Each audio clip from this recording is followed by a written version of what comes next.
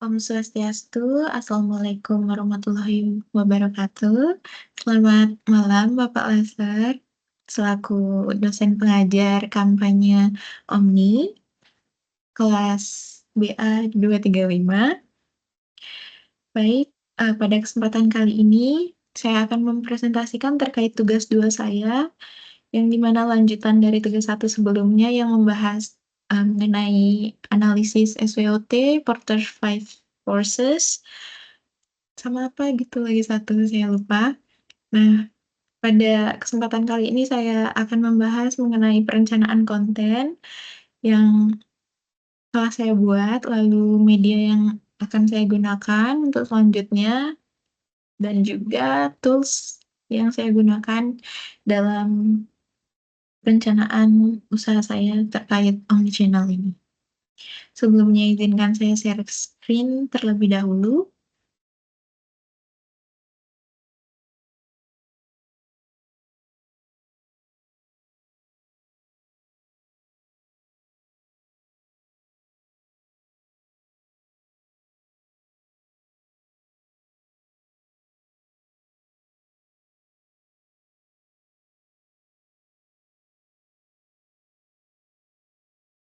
Oke, baik. Sebelumnya perkenalkan, nama saya Nika Dek Santi Widiari dengan NIM 2300500406. Baik, pertama, konsep perencanaan konten. Jadi, saya di sini membuat 2 konsep perencanaan konten yang dimana pada platform Instagram dan juga platform TikTok. Tapi saya di sini lebih memfokuskan pada platform Instagram, dan link yang saya kumpul terkait link konten itu juga saya kumpulnya link konten via Instagram.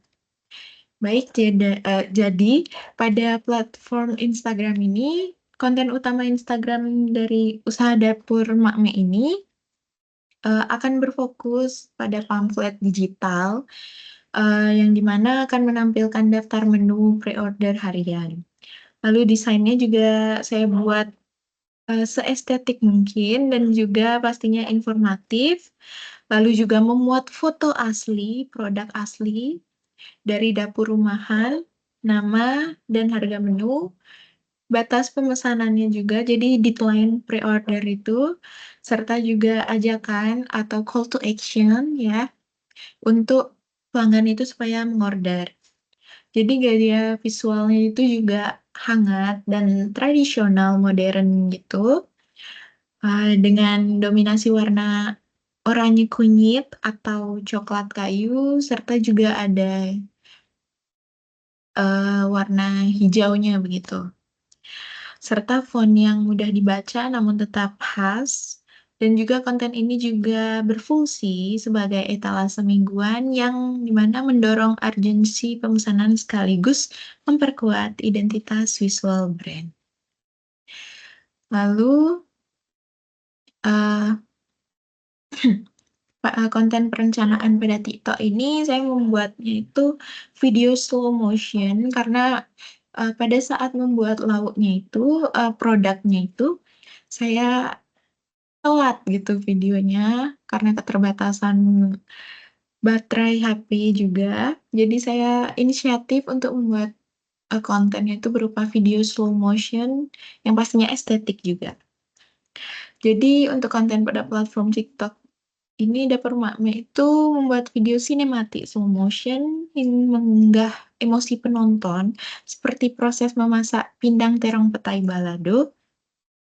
Lalu juga visualnya itu seperti ada asap-asap dari bumbunya gitu, kilauan minyak pastinya karena di sini tuh sambal balado gitu ya, jadi minyaknya mendominasi dan sambalnya.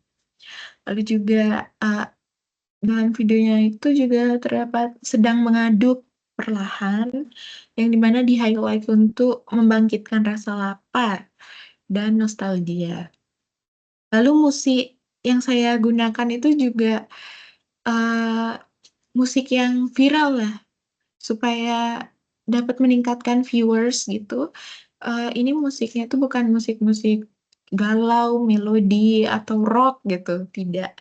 Tapi ini seperti soundnya seseorang gitu yang sedang berbicara terkait makanan-makanan gitulah.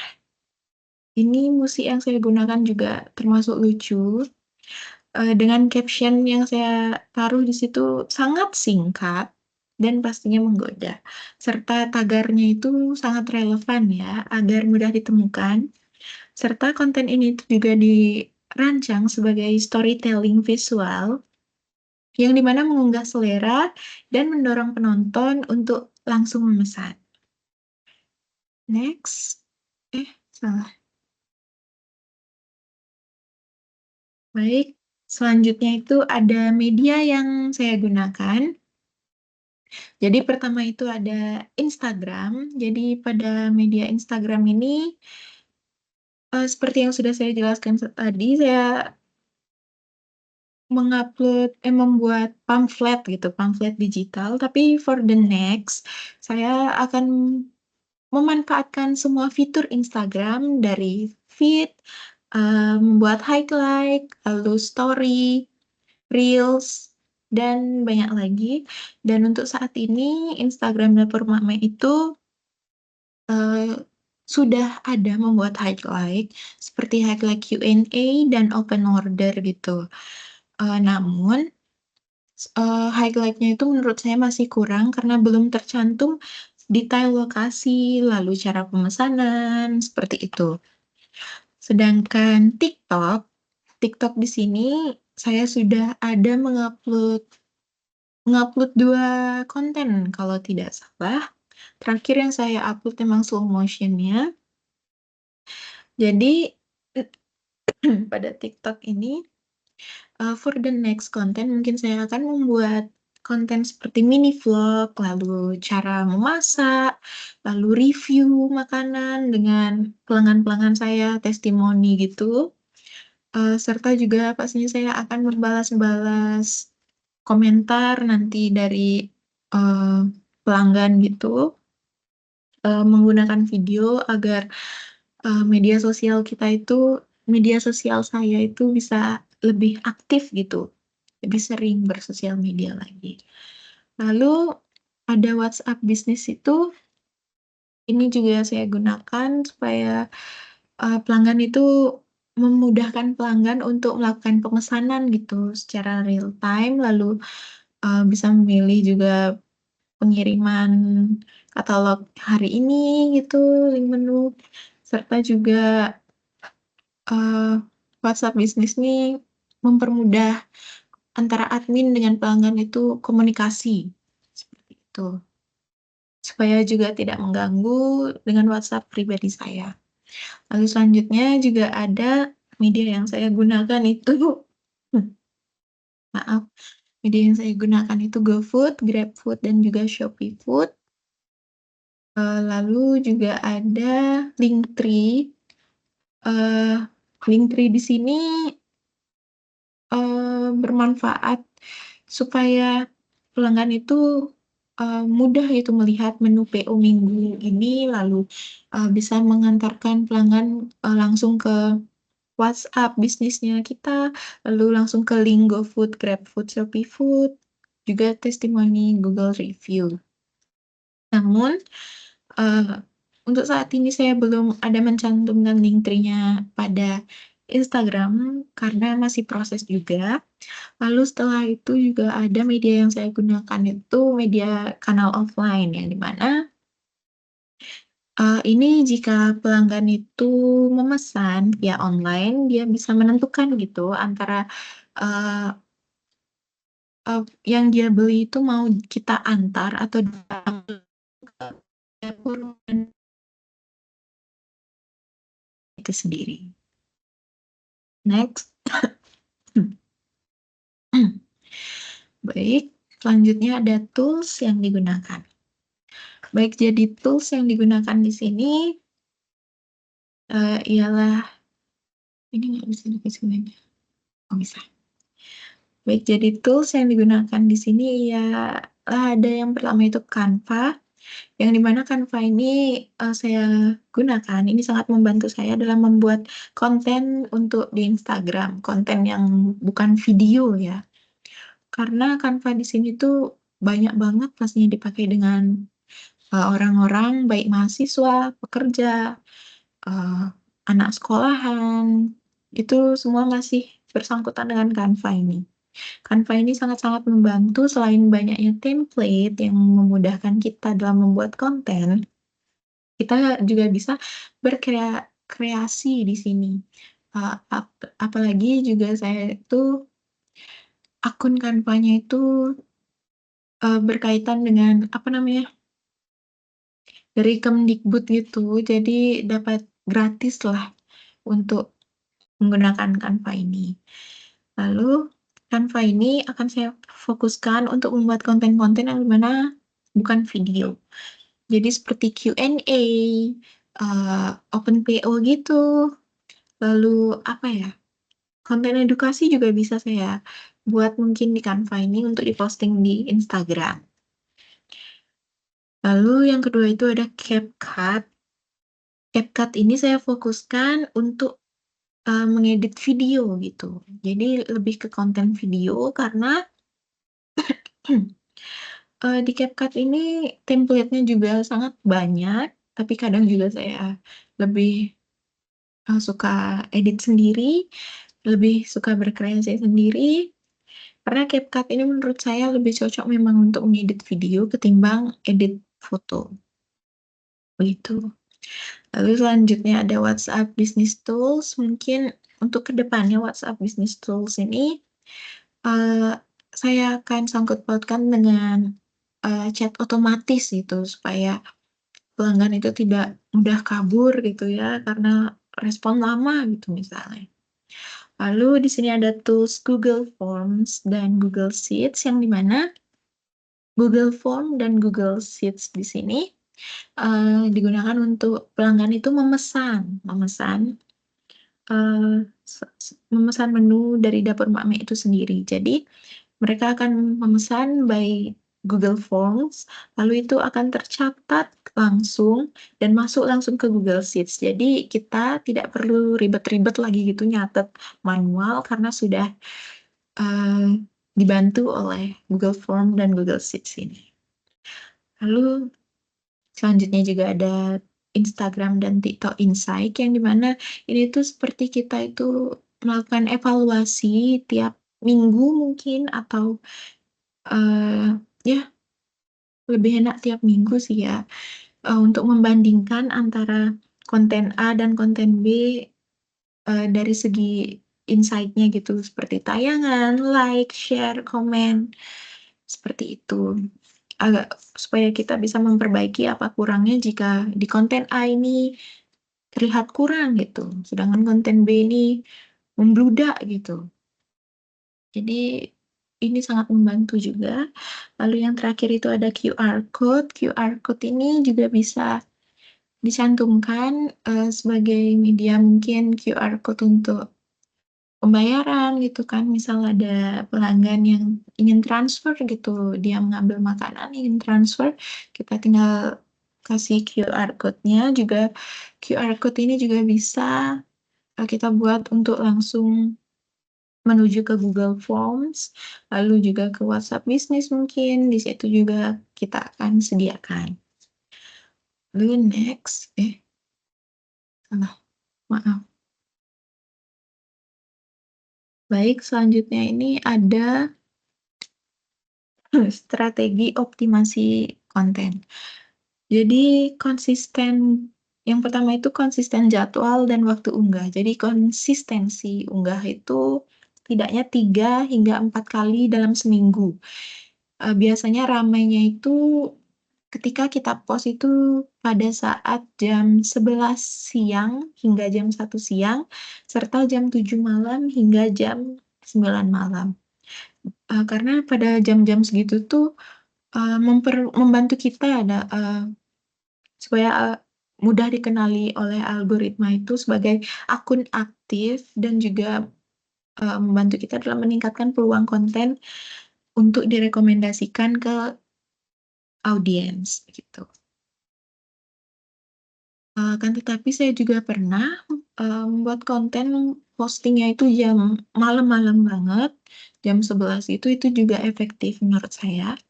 Lalu juga ada storytelling emosional dan hashtag relevan. Jadi konten di Dapur Makme ini dirancang untuk membangkitkan emosi lewat caption dan visual yang disertai pertanyaan ringan dan hashtag yang relevan supaya lebih mudah dijangkau algoritma dan menarik interaksi audiens. Lalu yang ketiga itu ada visual audio dan format video yang menarik.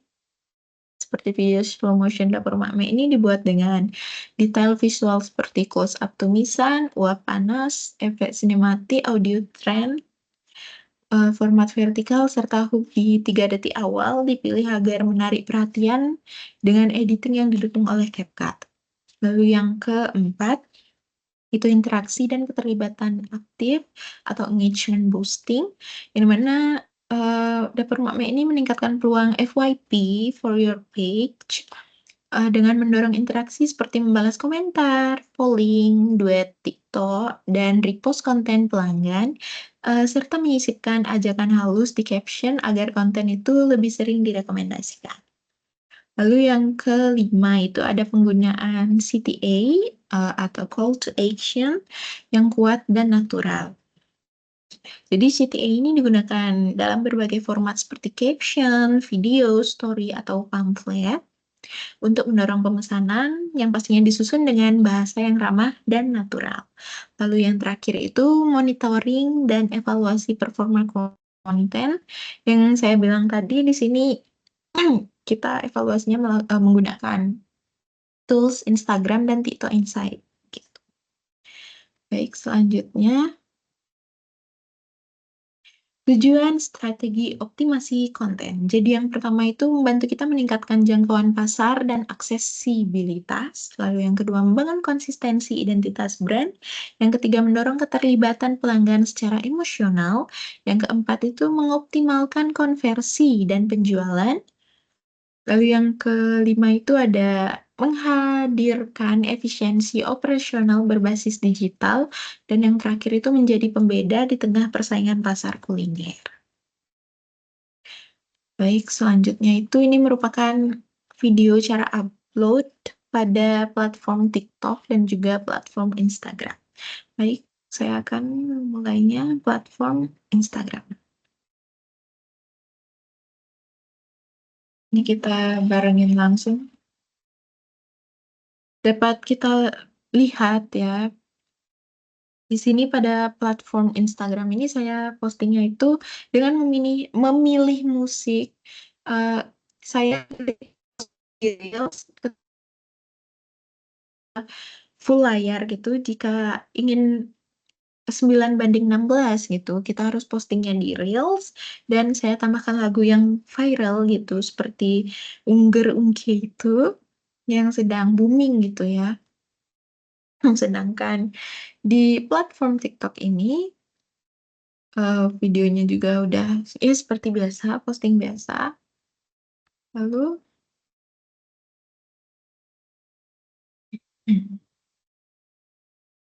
pada platform Instagram ini saya berikan sedikit sentuhan apa namanya?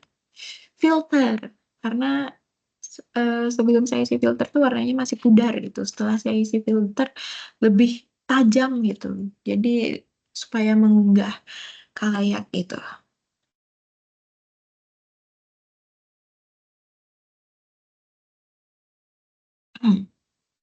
Pada platform TikTok ini saya isi judul gitu ya, judul supaya terlihat di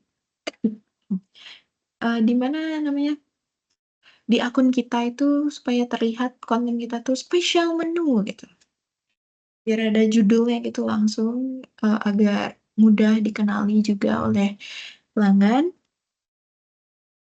Lalu pada platform Instagram ini untuk caption saya salin saja karena saya sudah bikin tadinya. Jadi saya tinggal salin. Tentunya caption di Instagram ini menurut saya lebih cocok ya dengan caption yang panjang-panjang gini yang bla bla karena Postingan Instagram itu memang cocok, dengan caption yang panjang seperti itu dibandingkan dengan di TikTok. Jadi menurut saya di platform TikTok ini memang cocok untuk, postingan, konten yang memang buat pamer gitulah istilahnya. Jadi kita di TikTok itu harus bisa mengunggah khalayak untuk bangkit, "Oh, aku mau order," gitu. Menurut saya seperti itu. Jadi untuk caption di TikTok itu saya tidak terlalu panjang, gitu. Segitu saja caption saya, namun hashtag-nya saya panjangin. Saya isi juga hashtag yang di TikTok itu seperti daerah Denpasar, Badung, Denpasar, Bali, supaya mudah dijangkau gitu, supaya mudah, kontennya itu supaya bisa menyebar luas di daerah situ-situ. Hmm, ini dapat kita lihat yang di Instagram, kontennya tuh, lebih enak dilihat kan gini, caption-nya. Ini ya, baik. Ini merupakan konten yang visualisasi kontennya, jadi yang di Instagram itu seperti ini, yakni ada tulisan pre-order, saya juga menaruh di sini logo dari Dapur Makme, dan di sini saya lengkap tulis, nama menu serta harga-harganya. Di sini pure foto asli produk saya, lalu di sini juga saya ada call to action-nya untuk pesan sekarang. Lalu juga ada kontak personnya. Di sini ada nomor WhatsApp, lalu Instagram dan TikTok. Dan ini konten TikToknya, video slow motionnya. Bentar saya, ini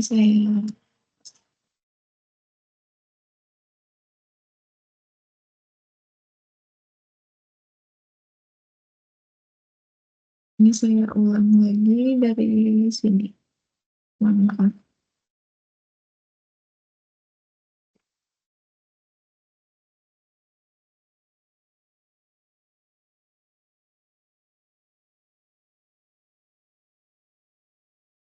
Baik, itu merupakan sound yang saya bilang tadi memang terkesan lucu gitu ya soundnya.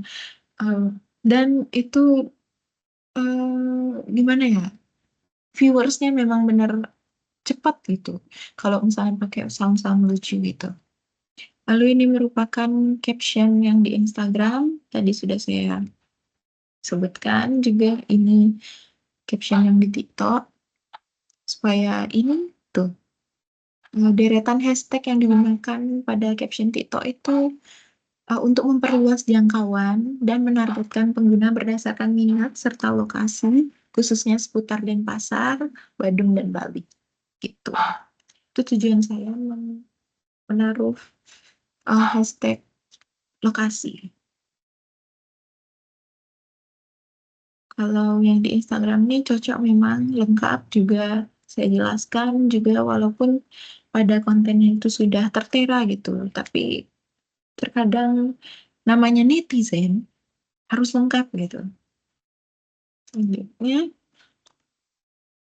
jadi kesimpulannya, strategi konten marketing Dapur Makme ini dirancang tidak hanya untuk mempromosikan produk secara visual, tetapi juga untuk membangun hubungan emosional dengan pelanggan melalui pendekatan storytelling dan interaksi dua arah.